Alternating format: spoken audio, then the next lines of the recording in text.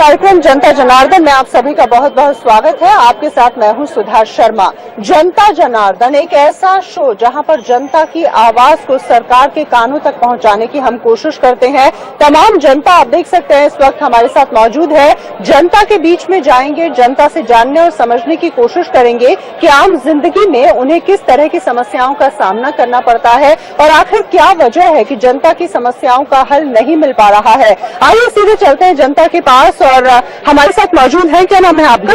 विजय सिंह जी, कहाँ से आप? मैं अशोक बिहार से जी। क्या कहना चाहेंगे आप? मैं यही मैम कहना चाहूंगा कि बीजेपी सरकार हो चाहे आम आदमी सरकार हो, जो गरीब आदमी के बच्चे हैं पढ़ने में ठीक ठाक, उनका अच्छे कॉलेज में एडमिशन नहीं हो पा रहा है। पैसे के चलते वो बच्चे पढ़ने नहीं पा रहे हैं। सरकार से मेरा यही अपील है कि मतलब गरीब बच्चों का शिक्षा की व्यवस्था ये अच्छी से अच्छी दे, जिससे कि गरीब आदमी का बच्चा बढ़िया से पढ़े और आगे मंजिल तक को पहुंचे। आप मानते हैं कि जिस तरह से 60 सालों में विकास होना चाहिए था, शिक्षा प्रणाली को लेकर जिस तरह की व्यवस्था होनी चाहिए थी वो नहीं हो पाई, क्योंकि लगातार ये बात कही जाती है कि स्किल डेवलपमेंट पर ध्यान देना चाहिए, वो नहीं हो पा रहा और इसकी वजह से हम काफी पीछे जा रहे हैं। हाँ जी, अभी तक मतलब अभी भी वो व्यवस्था नहीं हो पाई है शिक्षा का, जिससे कि गरीब आदमी का बच्चा बढ़िया से स्कूल में पढ़े, जाने से उनका एडमिशन हो जाए। ये सारी बातें अभी तक नहीं हो पाई है ma'am.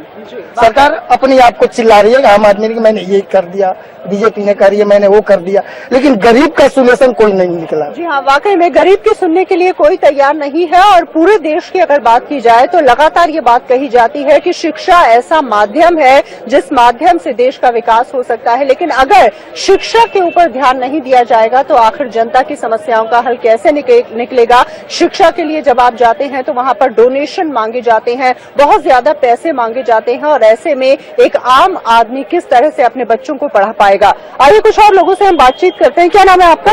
Pradeep. Thank you so much. Pradeep Sharma. कहाँ से आप प्रदीप? फरीदाबाद। क्या कहना चाहेंगे? मैं ये कहना चाहता हूँ कि गवर्नमेंट कोई भी हो उससे कोई लेना देना नहीं है, सिर्फ वो मिडिल क्लास के लोगों पर ज्यादा ध्यान दे, क्योंकि कुछ भी हो ये सबके फायदे खाली रिच फैमिली ले पाती है, अदरवाइज किसी को कुछ नहीं मिलता। मिडिल क्लास फैमिली की अगर बात की जाए उसे किस तरह की परेशानियों का सामना करना पड़ता है? आप मिडिल क्लास फैमिली से हैं, अमूमन जब आप सरकारी ऑफिसेज में जाते हैं या रोजमर्रा की लाइफ में किस तरह की परेशानियों का सामना करना पड़ता है? बिल्कुल, हम खुद एक मिडिल क्लास से रिलेटेड है, और हम जब भी कहीं भी जाते हैं सरकारी काम कोई भी करने, उसमें बहुत सारी दिक्कतें होती है, कहीं भी किसी को कोई समाधान नहीं दिया जाता किसी भी तरह का, और कुछ फिर जल्दी कुछ होता नहीं है। वैसे भी हमें काफी धक्के खाने पड़ते हैं हर जगह कहीं भी जाने के लिए, कभी कोई रास्ता कोई बताने वाला होता नहीं है। जी हाँ, वाकई में तो आपने देखा किस तरह से जनता की समस्याओं का हल नहीं निकल पा रहा है। जनता ये जानने और समझने के लिए अब परेशान है कि वो अपनी समस्याओं का हल कैसे निकलवाए। आइए कुछ और लोगों से बातचीत करते हैं। क्या नाम है आपका? मोहम्मद जुबैर। क्या कहना चाहेंगे जुबैर आप? मैं ये कहना चाहूंगा कि जैसे नरेंद्र मोदी जी ने कहा है कि क्या कहते हैं कि सबके घर वापसी कराए जाएंगे और उनके क्या कहते हैं 15 लाख रुपए वापसी आएंगे, तो मैं ये कहना चाहूंगा जब नरेंद्र मोदी अपनी वाइफ को अपने घर नहीं ला पाए तो दूसरे घर नहीं। देखिए जुबैर, हम शो को पॉलिटिकल नहीं बनाएंगे, हमारा शो जनता की समस्याओं पर है। अगर किसी की पर्सनल लाइफ के बारे में हम यहाँ बात नहीं करेंगे और न राजनीति के बारे में बात करेंगे। भी एक समस्या है ना, क्योंकि अभी तक जिस बारे में कहा गया था कि काला धन वापसी आएगा, हाँ ये समस्या है वाकई में। जो पैसा है जी, तो मैम अभी तक वो आ नहीं पाया है। करीब 5-6 महीने सरकार को हो गए हैं, कुछ भी ऐसा नहीं कर पाई है कि जैसा उन्होंने वादा किया था। तो मैं यही चाहूंगा कि कोई भी सरकार आए दिल्ली के अंदर तो वो अच्छे से काम करे। जुबैर, आप कहाँ से हैं? जी मैम, यही ओखला से हूँ। ओखला से हैं। आपके इलाके की अगर बात की जाए, किस तरह का विकास वहाँ पर हुआ है या बिल्कुल विकास नहीं हो पाया? पर कोई विकास नहीं हो पाया है। जो लोगों के घर थे वो भी तोड़ दिए गए थे, उनको वादा किया गया था कि वापसी दिलाए जाएंगे। वजह क्या रही, क्यों तोड़ दिए गए लोगों के घर?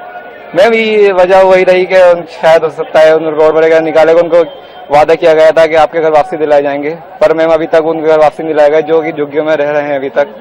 तो मैम क्या कहते हैं, हर महीने ये तसल्ली दी जाती है कि आपको घर वापसी अब दिलाया जाएगा, अब दिलाया जाएगा। तो 6-7 महीने हो गए अभी तक कोई घर वापसी नहीं हुआ। जी हाँ, वाकई में जो लोग झुग्गी झोपड़ियों में रहते हैं या अपना गुजारा करते हैं उनके घर तोड़ दिए जाते हैं। लेकिन सवाल ये है कि अगर ऐसा लगता है सरकार को कि गलत तरीके से बनाए गए हैं, जब उनकी शुरुआत होती है तो क्यों नहीं रोका जाता, ये सबसे बड़ा सवाल। और दूसरी बात ये है कि अगर आप किसी को बेघर कर रहे हैं तो उसको मकान भी मिलना चाहिए। एक इंसान जो दिल्ली में रह रहा है, उसकी झुग्गी है या छोटा मकान है, अगर आप उसे हटा रहे हैं तो उसकी व्यवस्था करिए, ये सबसे बड़ा सवाल है। और ऐसे ऐसे अधिकारी और ऐसे नेता जिन्होंने शुरुआत में उन झुग्गियों को बनाने के लिए अपनी हामी भरी, उनको भी जवाब देना होगा। जुबेर ने बहुत ही बढ़िया सवाल उठाया और सवाल ये भी कि काला धन वापस कब आ पाएगा। आइए कुछ और लोगों से बातचीत करते हैं। क्या नाम है आपका? मेरा नाम श्याम है। श्याम जी बताइए, कहाँ के रहने वाले हैं आप? मैं वैसे राजस्थान का रहने वाला हूँ, लेकिन दिल्ली में भी रहता हूँ। और अभी थोड़ी देर पहले एक भाई साहब कह रहे थे कि जी शिक्षा का स्तर इस तरह का जा रहा है। मेरा एक मानना है कि सरकार जितने भी सरकारी लोग रहते हैं या जितने भी सरकारी गवर्नमेंट सर्वेंट हैं, सभी के बच्चों को अनिवार्य कर दे कि सरकारी स्कूलों में ही एडमिशन किया जाए और उनको वहीं पढ़ाया जाए।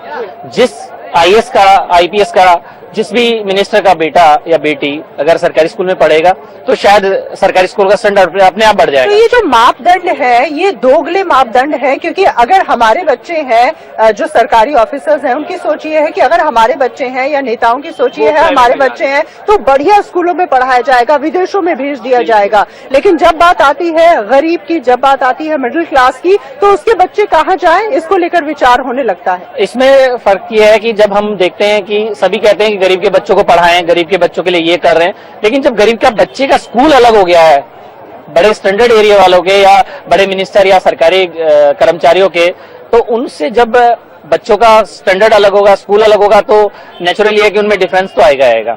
अगर सरकारी स्कूलों का स्टैंडर्ड बढ़ाना है, पढ़ाई का स्तर बढ़ाना है, तो अनिवार्य है कि एक चीज किया जाए कि जितने भी सरकारी कर्मचारी हैं, चाहे वो पुलिस में हो, चाहे वो मिलिट्री में हो या कहीं भी हो, उनको सबको अनिवार्य कर दिया जाए कि आपके बच्चे सरकारी स्कूल में ही पढ़ें, अन्यथा प्राइवेट स्कूल में अगर आप पढ़ाते हैं तो आपको नौकरी।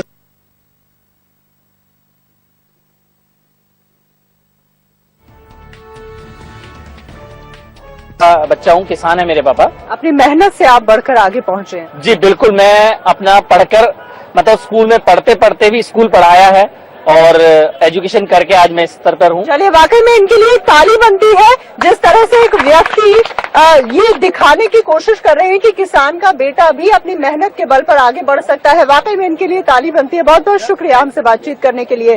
तो जनता की समस्याओं को हम दिखाने की कोशिश कर रहे हैं, लेकिन साथ ही साथ हमारी कुछ ऐसे लोगों से भी मुलाकात हो जाती है जो अपनी लाइफ में मिसाल है। अगर आप गरीब परिवार से आते हैं तो इसका मतलब ये नहीं है कि जीवन में आप बड़ा आगे कुछ नहीं कर पाएंगे। आइए कुछ और लोगों से बातचीत करते हैं। क्या नाम है? मेरा नाम नागेंद्र कुशवाहा है। कहाँ से हैं आप? कुशवाहा हूँ जी, बताइए। और मैं नॉर्थ एवेन्यू में रहता हूँ। स्वास्थ्य के लिए सबसे बड़ी प्रॉब्लम है। गवर्नमेंट बोलती है हेल्थ इज वेल्थ, लेकिन सारी सरकार, किसी भी पार्टी का सरकार स्वास्थ्य पर ध्यान नहीं देता है। सरकारी अस्पतालों में जांच कराने के लिए 75% रिपोर्ट बाहर से जांच कराना पड़ता है।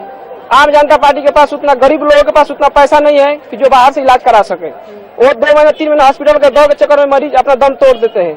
तो मैं रिक्वेस्ट करना चाहता हूँ किसी भी पार्टी की सरकार हो, स्वास्थ्य पर खास करके ध्यान दिया जाए। आपने कभी कोई दिल्ली के सरकारी अस्पताल में जाना हुआ आपका? मैं एम्स में 3 महीने से चक्कर काटता हूँ। मैं अपने जीजा जी को लेकर वहाँ पर किडनी का प्रॉब्लम है, दौड़ रहा हूँ। 2 महीने पर अपॉइंटमेंट मिलता है, इसके लिए मैं बहुत ज्यादा परेशान हूँ। वाकई में 2 महीने के बाद अपॉइंटमेंट मिलता है। सरकारी जैसे स्कूलों की हम बात कर रहे थे, ऐसे ही सरकारी अस्पताल भी होने चाहिए। सुविधाओं का टोटा है वहाँ पर। कुशवाहा साहब ने जैसा कि बताया कि उनके जीजा जी को किडनी की समस्या है, लेकिन उस समस्या का निदान नहीं मिल पा रहा। काफी लंबे लंबे अपॉइंटमेंट्स यहाँ पर मिल जाते हैं, जिसकी वजह से जनता ये सोचती रह जाती है कि हमारा इलाज कब होगा। आइए कुछ और लोगों से बातचीत करते हैं। क्या नाम है आपका? संतोष श्रीवास्तव। संतोष जी, कहाँ के रहने वाले हैं? मैं पहाड़गंज। पहाड़गंज के रहने वाले हैं। आप अपने इलाके के बारे में या जनता की समस्याओं के बारे में कुछ बात करना चाहेंगे?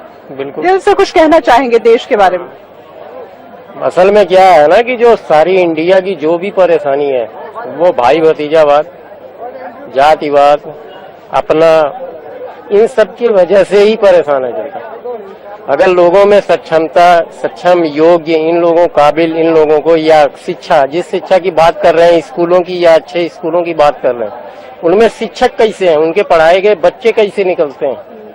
अगर एक असली सही मायने में शिक्षित व्यक्ति वो हजारों लाखों को सही दिशा दे सकता है, लेकिन अगर हजारों लाखों सभी के सभी वैसे ही हों जो कि अपना देखें, भाई भतीजावाद देखें, वंश परंपरा देखें, पैसे का वो देखें, तो फिर किसी, न तो हमारा कुछ हो सकता है, न तो आपका हो सकता है, न तो देश का। बेसिकली आप दिल्ली के ही रहने वाले हैं? नहीं, यूपी जौनपुर। क्या करते हैं आप?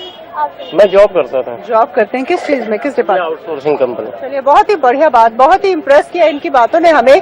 पब्लिक की अगर बात की जाए तो धर्म के नाम पर, समस्याओं के नाम पर पब्लिक को बांट दिया जाता है, लेकिन ये व्यक्ति जिनका नाम संतोष जी है, इन्होंने एक बहुत ही बढ़िया बात कही। उन्होंने कहा कि अगर विकास होगा, अगर शिक्षा होगी, तभी हम अपनी समस्याओं को समझ पाएंगे और शिक्षा के स्तर को सुधारने की बहुत ज्यादा आवश्यकता है। बहुत बहुत शुक्रिया, आपने हमसे बातचीत की है। और चलिए जनता की समस्याओं को जानने और समझने की कोशिश करेंगे, जनता की नब्ज टटोलने की कोशिश करेंगे।